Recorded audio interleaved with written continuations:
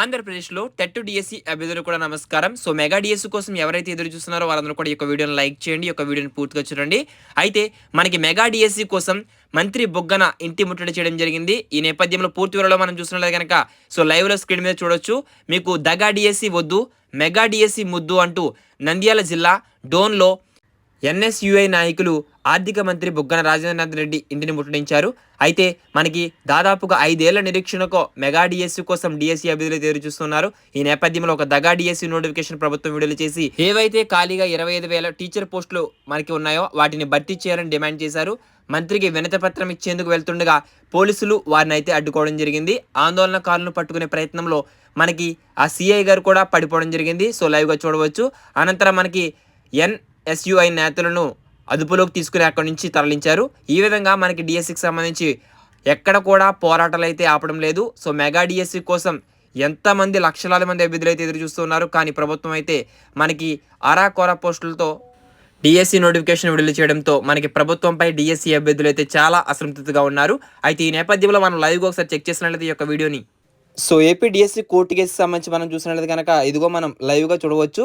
So, సోమవారం మనకి 19వ తారీఖున 10:30కి ఈ యొక్క మనకి విచారణ అయితే చేపట్టనున్నారు. అయితే క్లియర్ అండ్ కట్గా మీకు సమాచారం అయితే అందించడం జరుగుతుంది ఎప్పటికప్పుడు అప్డేట్స్ అనేవి. అదే విధముగా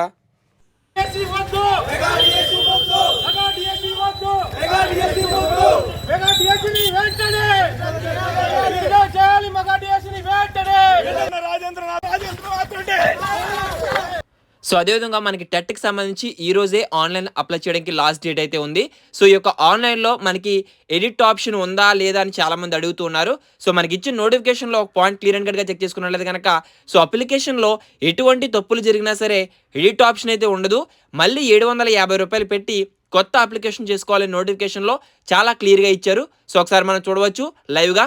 the candidates are instructed to submit the application carefully with full awareness of notification. No corrections, modifications will be allowed in this application already submitted. If any candidate desires to change or modify the already submitted application, he or she has to pay 750 rupees and file fresh application within the due date.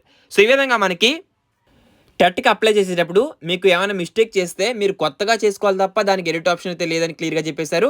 అదేవిధంగా మీకు చాలామందికి application apply చేసేటప్పుడు fee payment చేసేటప్పుడు amount అయితే cut అయిపోయాయి.